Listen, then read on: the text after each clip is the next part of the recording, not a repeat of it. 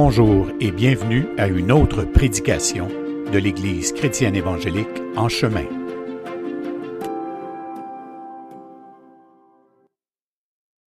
Donc aujourd'hui, on est arrivé à la séance 58 de la lettre de Paul aux Romains.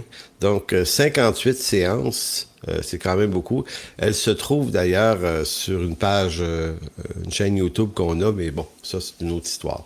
Donc voyons un petit peu la rétrospective de ce qu'on a vu la semaine dernière. C'est que on a terminé Romains 8, puis Romains 8 c'est un chapitre extrêmement puissant, lourd dans le sens que chargé d'informations, qui traite de la doctrine de l'élection, de la prédestination, de la préscience. Donc, on a vu, on a culminé sur ces derniers versets du chapitre qui disaient que nous sommes plus que vainqueurs par celui qui nous a aimés. Puis on a tenté de bien comprendre qu'être plus que vainqueur, c'est pas, on est plus que vainqueur si on a la foi suffisante. Pour saisir cette victoire. Donc, cette victoire-là, on ne se la construit pas par nous-mêmes. C'est une victoire qui nous est complètement acquise par l'amour de Christ. Donc, on n'a rien à faire pour la recevoir. On est déjà installé dedans. Peu importe si on la comprend bien ou pas bien, on est déjà dans cette victoire-là. C'est un peu comme un enfant qui naît dans une famille. Quand il a 1 an, 2 ans, 3 ans, là, il sait pas à quel point il appartient à cette famille-là. Il va le découvrir avec le temps. En vieillissant, il va dire, OK, c'est ma famille, ça. OK, je porte leur nom. OK. Mais il sait pas ça quand il naît, là. Donc, c'est un petit peu la même chose. On découvre ce genre de richesse à mesure que la vie chrétienne, que la parole de Dieu vient nous instruire de plus en plus. Maintenant, que vient faire la foi, par contre, dans cette affaire-là, c'est que, et ça c'est la semaine passée, je disais que la foi qu'elle procure, c'est-à-dire la foi au sens de cette confiance, parce que ce que ça veut dire faire confiance et avoir la foi en Dieu, devrait produire sur nous, sur chacun de nous du calme, puisque on est dans la victoire de Christ et rien peut nous séparer de son amour. Donc, la logique de Paul, c'est que si rien peut nous séparer de l'amour de Dieu, donc on peut se calmer face aux grands événements mondiaux actuels qui vont arriver de toute façon, peu importe qu'on les aime ou qu'on les aime pas. Notre mission, c'est pas d'essayer de changer la destinée de ce monde au sens politique et philosophique du terme, mais c'est d'annoncer un message qui va changer la destinée des gens de ce monde corrompu. Donc, nous, là, la colère, le murmure contre ce monde, on abandonne ça, là. On abandonne ce type de colère-là, puis on met notre énergie pour l'Évangile, parce que rien peut nous séparer de l'amour de Dieu. Donc, il faut comprendre que colère et murmure ne sont que l'expression d'une forme d'incrédulité. Au fond, si on n'est pas saisi par la victoire de Christ, puis si on s'est pas donné la peine de l'étudier pour la comprendre, ben on va être désespéré, on va être comme les gens de ce monde, on va être dans la colère, le murmure, l'indignation de tout ce qui se passe, alors que notre énergie, si on peut appeler ça de l'énergie, elle devrait servir à être des témoins de l'Évangile pour ce monde. Donc, entrons maintenant dans le sujet. Après avoir longuement parlé du dessein de l'élection au chapitre 8, l'apôtre Paul, lorsqu'il entame le chapitre 9, il commence aussitôt à parler de sa tristesse et de son chagrin continuel. Et ça, c'est intéressant parce que on doit, si on a bien compris le chapitre 8, là, c'est à la fois une source de joie, parce que de se savoir gracié par Dieu, choisi d'avance par lui, c'est une réjouissance énorme.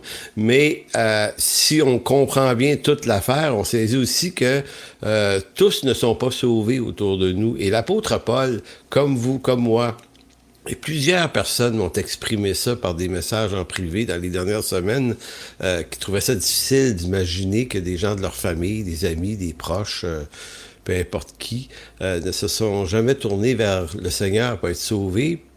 Puis c'est difficile à accepter cette affaire-là. Donc si vous trouvez que c'est difficile à accepter, ben vous êtes saint d'esprit, parce que l'apôtre Paul trouvait la chose difficile à accepter aussi. Donc on comprend bien l'élection.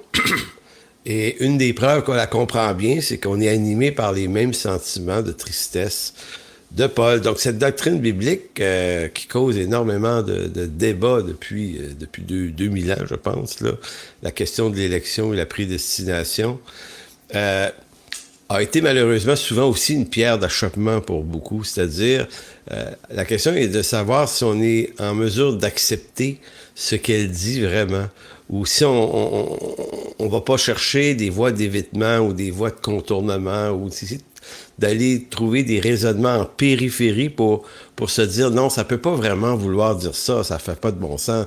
Est-ce que Dieu a choisi les élus finalement? Puis en faisant ça, est-ce qu'il n'aurait-il pas choisi certains autres? Et puis là, écoutez, c'est une certaine tourmente dans ça.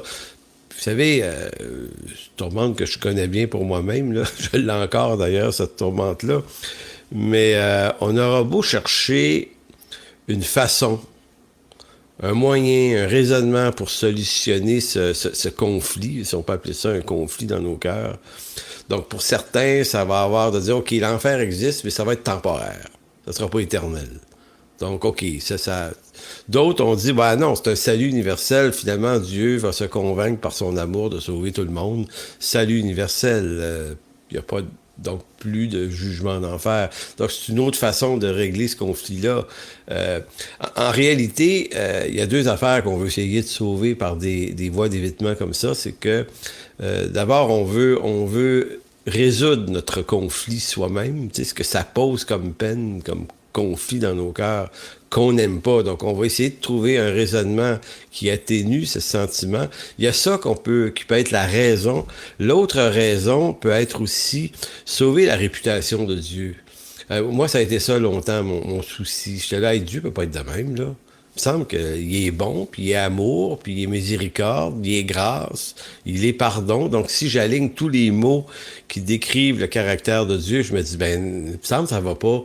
Fait que là, faut que je trouve une façon d'expliquer que, bon, c'est la faute à quelqu'un, si ça arrive, c'est-à-dire que si des gens ne sont pas sauvés, fait que ça peut pas être la faute de Dieu. Fait que faut que ça soit la faute de toutes sortes de situations, des perdus eux-mêmes. Et ça, oui, peut-être. Et c'est vrai, et c'est jamais faux complètement, c'est jamais vrai complètement. Puis quand on creuse, on se rend compte que ce genre de raisonnement-là rencontre des os théologiquement sérieux qui fait qu'on peut pas exactement toujours les tenir. On peut s'en contenter pour un temps, mais si on étudie un peu plus, on va se rendre compte qu'il y a quelque chose qui bloque dans beaucoup de ces raisonnements-là. Donc c'est pourquoi moi, ce que je me propose, puis ce que je vous propose, c'est que suivons le raisonnement de Paul pour ce qu'il est. Tu sais, sans mettre plus, sans mettre moins, sans essayer de trouver des chemins à côté. Que dit Paul dans Romains 8? Et vous allez vous rendre compte avec moi dans les prochaines semaines que Romains 9, 10 et 11 qui s'en viennent sont une explication de Paul sur la question de l'élection en rapport avec le peuple juif. Donc Paul était pris aussi avec ce chagrin, mais Paul va nous donner une description théologiquement bien exposé, très solide, du pourquoi c'est comme ça. Donc, on va commencer à voir ça ce matin. Juste avant de lire le texte de Romains 9, 1 à 5, j'aimerais maintenant aussi dire que souvent on a accusé Jean Calvin, le grand Jean Calvin, d'être l'auteur de cette doctrine de la prédestination, de l'élection, de la prescience. Donc on se dit c'est pas une doctrine biblique, c'est une doctrine de Calvin qui est venu fausser les données. Écoutez, ce que Calvin a surtout fait, là, il faut lire Calvin comme il faut là, pour être capable au moins d'en faire une critique, si on veut en faire une critique, mais ce que Calvin a fait, en fait, c'est reprendre les textes, l'exposé de Paul, le Romains 8, 9 et 10. Calvin n'a pas inventé rien, il a juste exposé les textes. Donc, l'apôtre Paul n'est pas un calviniste, c'est plutôt Calvin qui est un pauliniste ou un paulinien, si on pourrait le dire comme ça. Je trouve ça important de le dire parce que c'est pas une bonne idée de dire que Calvin est pas dedans parce que Calvin le dit clairement. Peut-être que Calvin est juste en train de dire ce que Paul a déjà exprimé extrêmement clairement et c'est pourquoi je nous exhorte à entreprendre cette partie de la série de l'étude de Paul aux Romains, de la lettre de Paul aux Romains, en écoutant le raisonnement de Paul. On n'a pas besoin de lire Calvin, ni Luther, ni les autres. On va juste lire l'Écriture, puis on va comprendre ce que l'apôtre Paul lui-même a exprimé. Donc, Romains 9, 1 à 5, l'apôtre va dire « Je dis la vérité en Christ, je ne mens point. Ma conscience m'en rend témoignage par l'Esprit Saint. J'éprouve une grande tristesse et j'ai dans le cœur un chagrin continuel. » Écoutez, ça nous parle, ça. Moi, ça me parle, ça. Quand Paul dit j'ai une grande tristesse, là, j'éprouve une grande tristesse, puis j'ai dans le cœur un chagrin, mais pas un chagrin temporaire, là.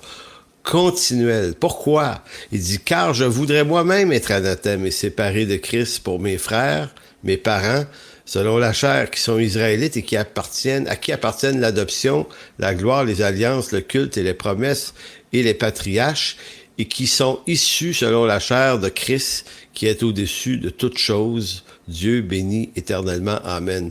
Donc, vous voyez un peu, là, après avoir exposé la doctrine de l'élection et de la prédestination, l'effet que ça a sur lui-même, c'est une grande tristesse et un chagrin continuel, parce que, dit-il, il y a dans ses proches, ses frères, ses parents, le peuple d'Israël aussi dans son ensemble auquel il appartient, à qui Dieu a donné toutes ses alliances, adoption, gloire et compagnie.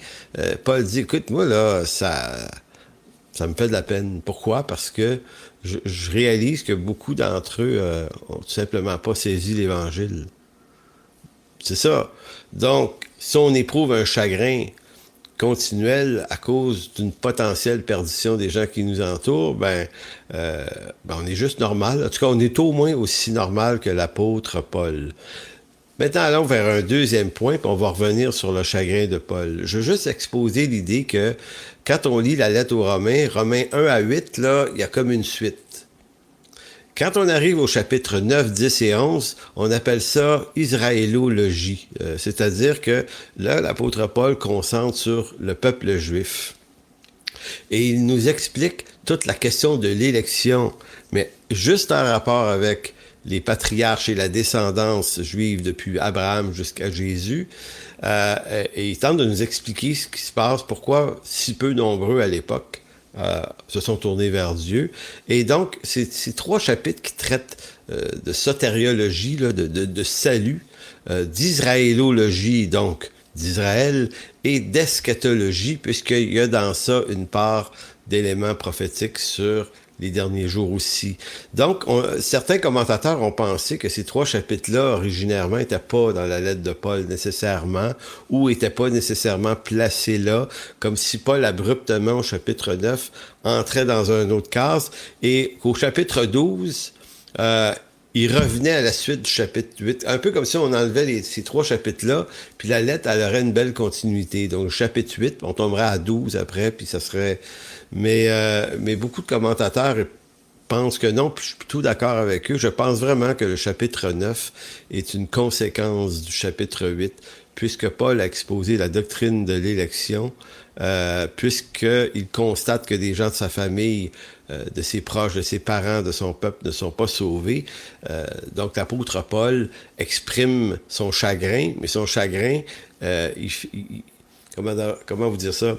Il devient cohérent à cause du chapitre 8 qui le devance. Donc voilà en quelque sorte le point. Revenons maintenant à l'idée principale de cette prédication, là, c'est que Paul parle de juifs et de païens depuis le début de sa lettre aux Romains, et à partir du chapitre 9, il focus sur la question juive. Et il avait déjà affirmé au chapitre 1, verset 16, il avait dit « Car je n'ai point honte de l'Évangile, c'est une puissance de Dieu pour le salut de quiconque croit, du juif premièrement, puis du grec. » Donc, c'est un peu comme s'il disait, les Juifs, premièrement, ont reçu l'Évangile, évidemment, et les alliances qui ont été données par Dieu ont été données au peuple juif, de façon très, très claire. D'abord, à Abraham, toutes les promesses messianiques sont venues à Abraham et à sa descendance. Donc, on parle d'Abraham, Isaac, Jacob, les 12 fils d'Israël et toute la descendance après ça qui prend dans la tribu de Juda, la famille du roi David et sa descendance jusqu'au Messie. Et c'est aussi à ce peuple-là que Dieu a fait alliance, l'alliance d'Abraham, l'alliance de la loi avec Moïse. Donc, ce peuple-là, c'est le peuple élu, là, par adoption. Donc, c'est vraiment un peuple. Donc, Dieu a vraiment voulu, et c'est pour ça que Paul va dire, le juif premièrement et le grec ensuite. Donc, c'est intéressant. Maintenant, le dilemme, le gros dilemme de l'apôtre ici, c'est de dire, c'est ensuite d'expliquer si c'était pour le juif d'abord, ou premièrement, et le grec ensuite, comment se fait-il qu'une bonne quantité de juifs ont refusé le Messie? Mais pas tous, en passant. Il y a eu à Jérusalem plusieurs milliers de conversions à la Pentecôte et aussi un peu plus tard. Mais éventuellement, ça s'est arrêté là. Et le peuple juif est resté enfermé dans son incrédulité jusqu'en l'an 70, lorsque le temple a été détruit. Donc, essentiellement, ce qu'on peut dire, c'est que le peuple juif a refusé son Messie. Pourtant, il était le peuple le mieux informé que tous les autres sur la venue du Messie. C'est ce peuple-là qui a reçu tous les oracles de l'Éternel, les prophéties, les promesses. Ésaïe 61, par exemple, nous parle des miracles messianiques que Jésus a effectivement performés dans sa réalité humaine. Et puis même à ça, le peuple, et surtout les chefs du peuple, sont restés complètement incrédules et ils ont demandé, on voit ça dans l'évangile de Jean, je disais ça ce matin, chapitre 19-20, c'est eux qui ont demandé la crucifixion, qui ont dit à Pilate, on veut que tu nous crucifies cet homme parce qu'il s'est prétendu être Dieu ou quelque chose comme le Fils de Dieu.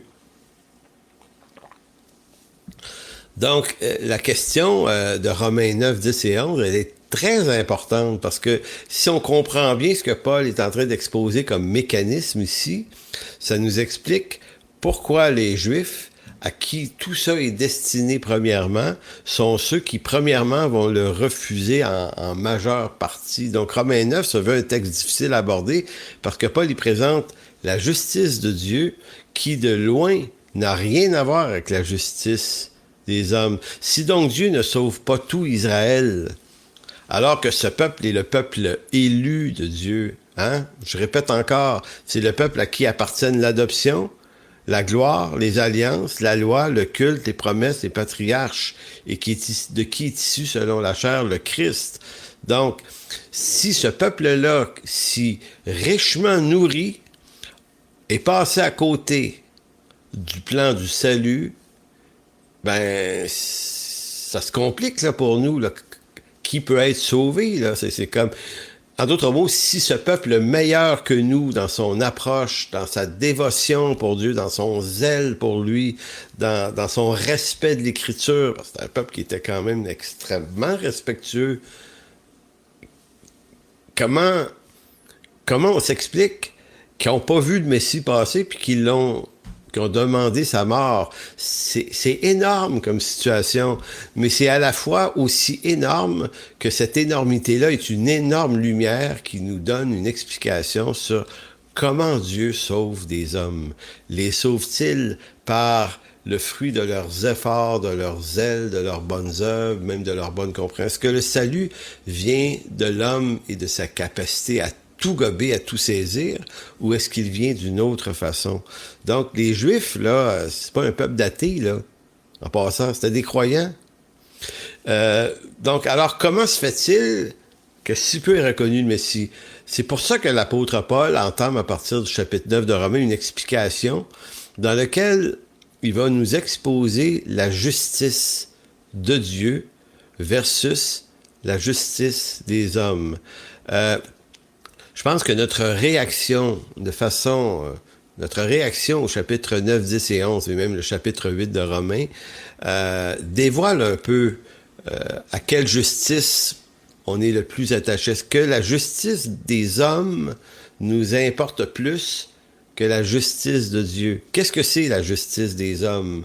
Parce qu'au fond, si on a de la misère à accepter ou si on refuse complètement l'argument de Paul sur la prédestination, ça signifie qu'on n'est pas d'accord avec la justice de Dieu. Donc, on va essayer de trouver une autre sorte de justice pour expliquer les choses. Donc, qu'est-ce que la justice de l'homme? Ben, c'est une justice de la loi par laquelle l'homme de lui-même se rend éligible au salut de Dieu. Donc, pour nous, les hommes, là, est juste si, ayant fait les efforts qu'il faut, on reçoit le mérite de nos efforts. Ça, c'est de la justice humaine. C'est une bonne justice en passant, là.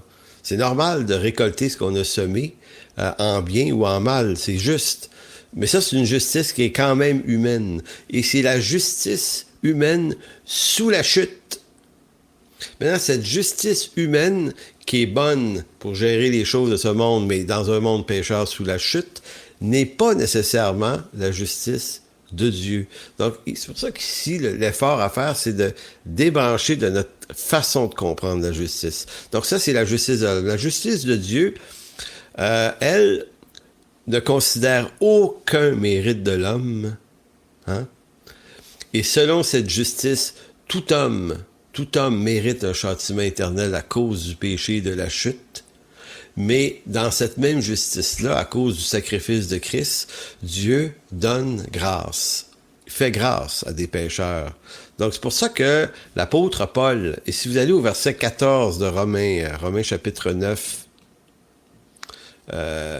parce que Paul pose des questions dans Romains 9, mais il y répond aussi. Là, on ne verra pas précisément un exposé de Romains 9, 14. On va juste lire le raisonnement que Paul avait. Concernant tout ça, il va dire, que dirons-nous donc, y a-t-il en Dieu de l'injustice? Tu sais, du fait que des gens de sa famille ne soient pas sauvés, là, de son peuple, de ses frères, du fait qu'ils sont descendants d'Abraham, du fait qu'ils ont reçu les alliances, ils ont reçu l'adoption, ils ont reçu la loi, les patriarches, bref, tout ça, là.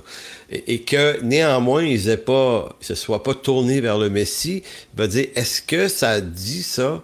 Que Dieu est donc injuste ou donc non fidèle à ses promesses?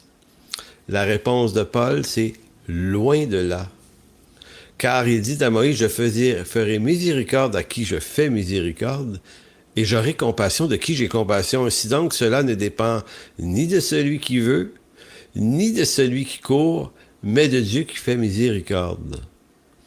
Car l'Écriture dit à Pharaon, j'ai été suscité à dessein pour montrer en toi ma puissance, afin que mon nom soit publié par toute la terre. Ainsi, il fait miséricorde à qui il veut, il endurcit qui il veut.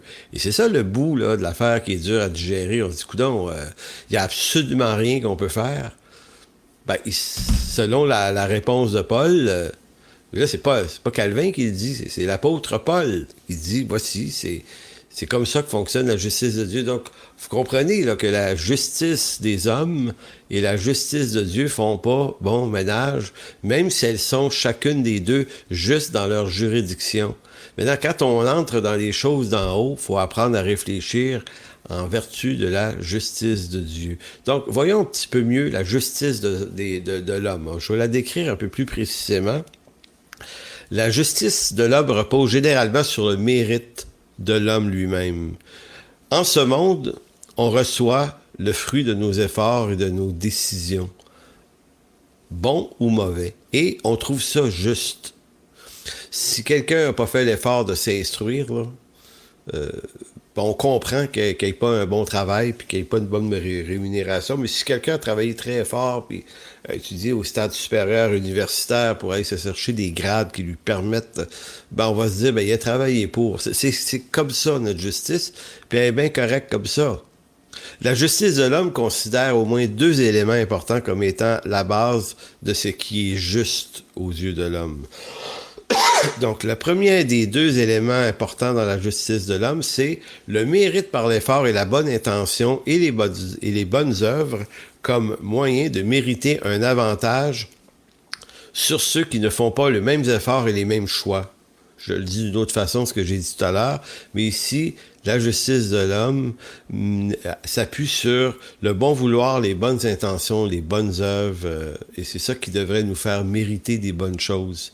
Maintenant, déjà Jésus, dans Matthieu 20, peut-être pas besoin de tourner là, mais sinon vous pourrez aller lire plus tard, une bonne partie de Matthieu 20 est consacrée à cette histoire où Jésus raconte en disant quelque chose du genre « Le royaume de Dieu est semblable à un maître qui possédait une vigne et qui se cherchait des ouvriers dans sa vigne, il leur promit 1 denier chacun pour vendanger sa vigne. Et puis, des ouvriers se sont présentés à la première heure, se sont fait promettre 1 denier, mais il y en a qui se sont présentés, c'est 10 ou 11e heure. Et quand le salaire a été remis à chacun, ils ont tous reçu le même salaire. Et ça a créé de l'indignation. Parce que ceux qui ont travaillé plus longtemps s'attendaient à obtenir plus, si ceux qui ont travaillé moins ont obtenu ce qui était promis. Et là, le maître répond à ceux qui grognent en disant « M'empêcheriez-vous d'être bon et de faire ce qui est bien avec avec ce que je possède? » Donc, Jésus est en train d'exposer un concept de la justice de Dieu selon son royaume. Et vous voyez que ça heurte la nôtre. Maintenant, j'ai 2 choix, moi. Comme croyant, est-ce que je vais rester dans ma justice ou est-ce que je vais dire, OK, ma justice aux yeux de Dieu, en fait, elle est vue comme un vêtement souillé de toute façon, mais c'est pas sur cette justice-là que s'appuie l'œuvre de Dieu. Donc, je vais devoir laisser ma justice, qui est peut-être bonne pour les choses d'ici, mais pour les choses d'en haut, je dois adopter un autre paradigme de justice. Ça, c'est le premier point des 2 éléments sur la justice de l'homme. L'autre point, l'autre élément qui est apparu tardivement dans l'histoire, je dirais, le siècle des Lumières, en France, en Angleterre, un peu partout. Le siècle des Lumières, là, le 18e siècle, le siècle des philosophes, des penseurs, ont émis une idée, qui est une très bonne idée sur le plan politique et social, qui est devenu un élément de justice qui nous tient là, beaucoup à cœur dans notre génération. On appelle ça l'égalité des chances et les droits de l'homme. C'est-à-dire qu'on a créé des chartes droits de l'homme par lesquelles on a promulgué que tous les hommes, devant la loi, devant l'État, possédaient des droits et des libertés et surtout des chances égales. Donc, on parle ici de tout ce qui est du domaine de l'égalitarisme aujourd'hui, là. Ça relève de la notion, de ces notions-là du droit et de la justice des 18e, des siècles de la Lumière. Donc, chance égale d'obtenir ce que nous croyons être en droit de posséder. C'est une justice qui n'existait pas bien avant dans les grandes royautés où les gens qui appartenaient à des rangs sociaux supérieurs possédaient plus de droits et de libertés que les rangs inférieurs. Donc, c'était pas juste. Donc, on a abattu ce concept-là, puis on s'est dit, à partir du moment où tu existes, puis que tu es né, là, tu as les mêmes droits que le roi. Tu as le même droit que les premiers ministres. Tu as même le droit de devenir le premier ministre. Il suffit juste que tu sois un habile politique pour monter les échelons. Donc, tu n'es plus confiné dans ta classe sociale pauvre. Tu as le droit d'aller t'instruire. Tu as une chance égale aux riches. Toi aussi, si tu veux, va te faire instruire. Va à l'école, au collège, à l'université, et tu pourrais devenir quelqu'un de très riche partant de rien. C'est ça l'égalitarisme du siècle des Lumières. Est-ce que c'est bon? Est-ce que c'est mauvais? Ben, c'est ni bon ni mauvais du point de vue de Dieu, c'est humain, c'est comme ça. Et on peut apprécier en passant ses droits, ses libertés, puis ses chances égales. Donc, toutes nos institutions, qu'elles soient scolaires, judiciaires, politiques, sociales, sont toutes construites sur l'égalité des droits pour tous. Donc, ça fait le monde dans lequel on est. Est-ce que ça fait de notre monde un monde meilleur que les mondes d'avant? Ben, pas sûr de ça, moi, du tout. Mais tant mieux si ça a créé des soulagements pour certains, puis ça a donné de l'accès à tout le monde. Puis, comprenez-vous, humainement, on peut pas être contre ça. Sauf que cette justice n'appartient pas à la justice de Dieu. Ça signifie pas que Dieu est contre. Ça signifie juste que lui, dans son royaume, possède une justice que ne possède pas notre sens de la justice humaine. Et c'est ce qui nous cause des maux de tête, en fin de compte, avec la théologie paulinienne. Parce que, et c'est là qu'on comprend Romains 9, si Paul exprime son chagrin et sa tristesse, il va néanmoins, si on veut, outrepasser ce chagrin et cette tristesse pour saisir et expliquer et exposer la justice de Dieu et non pas exposer la problématique que ça cause à sa conception, lui, de sa justice humaine. Donc, la question des chances égalitaires ne se trouve pas dans l'Écriture en ce qui concerne la rédemption. parce qu'elle n'est pas la justice de Dieu. Et ça nous pose beaucoup de conflits, comme je vous disais un peu plus tôt, ça nous dit, ouais, mais comment on peut imaginer qu'un Dieu bon ait pu endurcir le cœur de Pharaon? D'ailleurs, je vais vous lire un texte fameux dans une semaine ou deux là, sur Luther. Luther a écrit des trucs sur l'endurcissement du cœur de l'homme, là. Écoutez, je vous souhaite d'être là parce que c'est tellement intéressant comment Luther explique le point, là. Donc, mais néanmoins, ça nous cause un problème. On se dit, si Pharaon était déjà un perdu et que Dieu ajoute une part de méchanceté à son cœur, tu te dis vraiment, Seigneur, tu lui donnes pas une chance, puis t'es pas supposé de tenter personne au mal en plus, selon l'apôtre Jacques. Voyez-vous? Mais en réalité, si on veut parler de justice égalitaire, si ce n'est pas la justice par laquelle Dieu sauve les gens, il y a néanmoins une application de cette justice égalitaire, même par Dieu. Si Dieu décidait de traiter tous les hommes selon une justice parfaitement égale, devinez ce qui devrait nous arriver à tous, sans exception. Ils devraient alors tous nous condamner à une perdition éternelle. Pourquoi? Parce que l'apôtre Paul, à 2 reprises, parce qu'on est tous descendants d'Adam, oui, mais il le dit de 2 manières, Paul, un peu plus tôt. Dans Romains 3, 23, il va dire « Car tous ont péché et tous sont privés de la gloire de Dieu. » Donc, ce qui est égal, ce qui est égalitaire, ce qu'on mérite tous de façon égale, qu'on s'appelle Adolf Hitler ou qu'on s'appelle Mère Teresa, là, hein? C'est comme la distance entre 2 qualités de personnes les plus extrêmes. Puis, pour la justice de Dieu, étant né d'Adam, étant pécheur, peu importe à quel point le péché nous a contaminés plus ou moins, Paul va néanmoins dire de la part de Dieu, car tous ont péché et tous, sans exception, sont privés de la gloire de Dieu.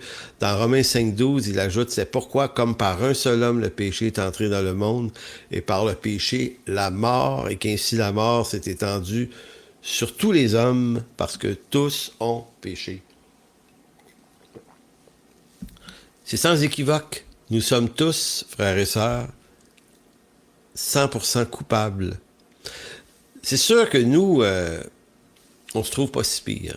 Et ça vient assombrir la justice de Dieu, puis ça vient assombrir nos cœurs. On se trouve pas si pire.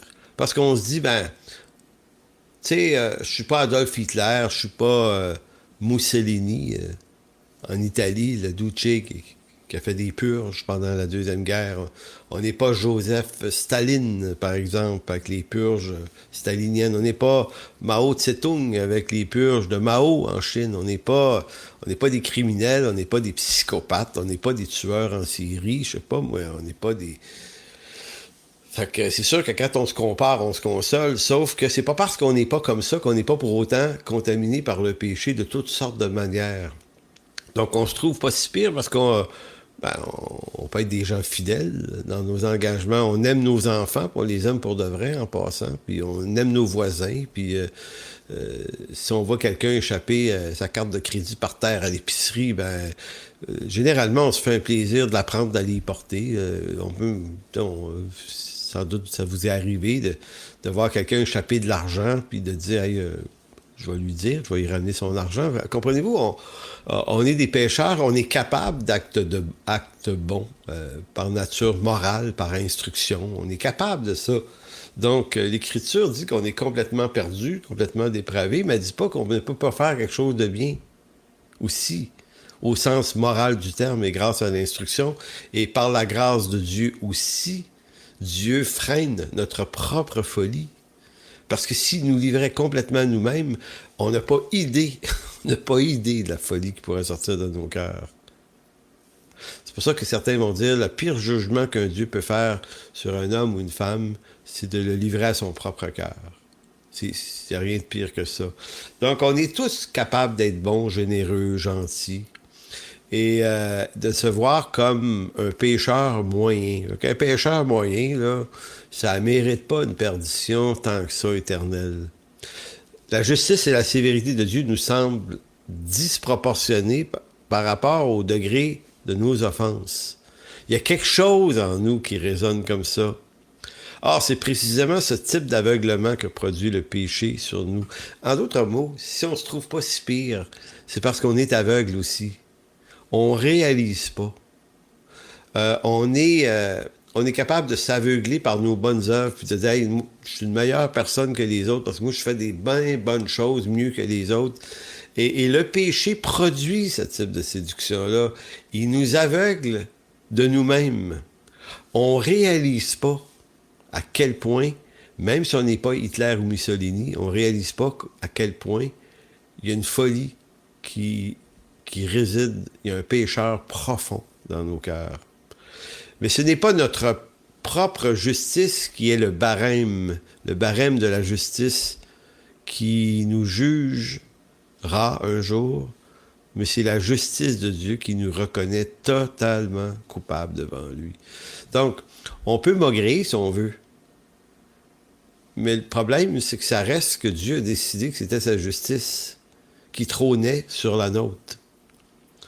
Puisque nous sommes égalitairement tous des pécheurs, la règle d'égalité dans le jugement de Dieu doit nous destiner de façon égalitaire tous à des peines éternelles. Et il n'y a rien d'exagéré ni de trop sévère. Il y a juste la justice de Dieu qui a parlé et qui a dit. Maintenant, voyons un peu plus la justice de Dieu. La justice de Dieu concernant le salut ne répond évidemment pas à la justice de l'homme. Dieu traite tous les pécheurs selon sa justice de façon égale et sans exception. On a vu tout à l'heure, car tous ont péché, puis tous sont privés de la gloire de Dieu. Mais c'est ici que la justice de Dieu nous surprend. C'est que dans la justice de Dieu, il y a Christ, Dieu fait homme, mourant à la croix pour nos fautes. Par expiation, Dieu colporte dans sa justice un élément, une porte de grâce. Donc, c'est là que la grâce fait son entrée. Donc, pourquoi il y a des gens qui sont sauvés? Parce qu'ils ont été atteints par cette grâce. Pourquoi il y a des gens qui ne sont pas sauvés actuellement autour de nous et que ça nous cause de chagrin? C'est parce qu'ils n'ont toujours pas été atteints par la grâce. Et je tiens absolument à rappeler que aujourd'hui est toujours le jour du salut. Donc, dites-vous pas, c'est pas juste, ils ne sont pas sauvés, ils vont en enfer. Vous n'en avez aucune espèce d'idée. Donc, si on a de l'énergie à mettre, on ne se mettra pas notre énergie à se plaindre que Dieu ne fait pas les choses comme on voudrait, mais on va tout simplement être des témoins de Christ, fidèles autant qu'on peut. On va être des annonceurs de bonnes nouvelles. On va faire ce que l'œuvre de Dieu nous destine à faire. Donc, nous sommes privés de la gloire de Dieu, mais en Romains 8, c'est que normalement, il serait juste devant Dieu d'être privé de la gloire de Dieu. Mais en Romains 8, et là je relis un texte, Romains 8, 29, si égalitairement on mérite la mort, par grâce, Dieu nous donne la vie. C'est pour ça que le verset 29 de Romains 8 est si important. Il va dire, car ceux qu'il a connus d'avance, il les a aussi prédestinés à être semblables à l'image de son Fils, afin que son Fils fût le premier-né d'entre plusieurs frères, et ceux qu'il a prédestinés, il les a aussi appelés, et ceux qu'il a appelés, il les a aussi justifiés. Ceux qu'il a justifiés, il a fait quoi? Il les a glorifiés. Donc, dans la justice de Dieu par le Christ, arrive cette grâce qui vient contredire d'une certaine façon, Romains 3, 23. Tous ont péché et tous sont privés de la gloire de Dieu, Romains 3, 23, et Romains 8, 30, ils sont destinés à la gloire, ceux qui ont été graciés. C'est quand même assez extraordinaire. Moi, j'ai toujours été impressionné par ce revirement. Et le salut, c'est ça. Donc, dans les prochaines semaines, on va exposer tout ça et tous les mécanismes par lesquels Paul explique pourquoi, entre autres, Israël, qui était destiné à ce salut, ne l'a comme pas reçu, et pourquoi ce sont les païens qui en ont davantage profité, bien que Dieu, à travers les âges, a toujours continué à sauver les Juifs aussi. C'est pas la totalité du peuple qui est rejeté, c'est le peuple en tant que peuple commissionnaire des alliances. Donc, en conclusion, comme Paul, nous éprouvons un chagrin, une tristesse continuelle pour les gens que nous aimons, qui ne semblent pas répondre pour le moment à l'offre du salut, mais cette tristesse, ce chagrin, si constant soit-il, ne doit pas contrôler nos cœurs pour autant. Et c'est ce que Paul va faire. C'est-à-dire que Paul va faire bien attention que son chagrin continuel ne vienne pas perturber la réflexion théologique et l'exposé de la doctrine du salut pour autant. L'Écriture doit rester l'autorité quand même. Et c'est ça qui va faire de nous peut-être des témoins beaucoup plus efficaces.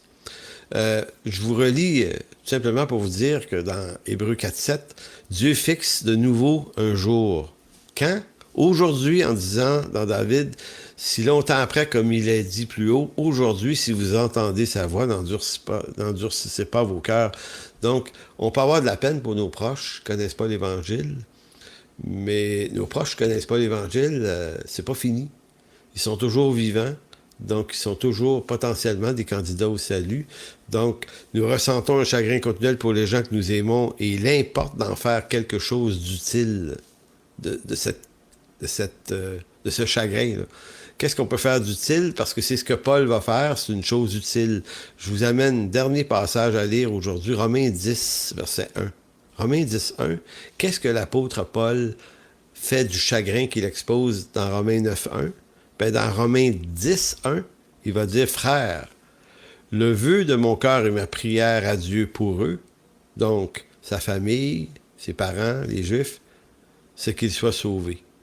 Le vœu de mon cœur et ma prière, deux choses, le vœu de mon cœur et ma prière à Dieu pour eux, c'est qu'ils soient sauvés. » Je trouve ça vraiment, vraiment béni. Parce que c'est comme si pour l'apôtre Paul, j'ai un chagrin actuel, mais mon chagrin, je le change en intercession. On va faire ça. Pourquoi on ne ferait pas ça aussi? On ferait probablement déjà ça, et on va persévérer dans ces choses de plus en plus. D'ailleurs, à l'automne, je prépare une série, je travaille beaucoup là-dessus actuellement, une série sur la prière.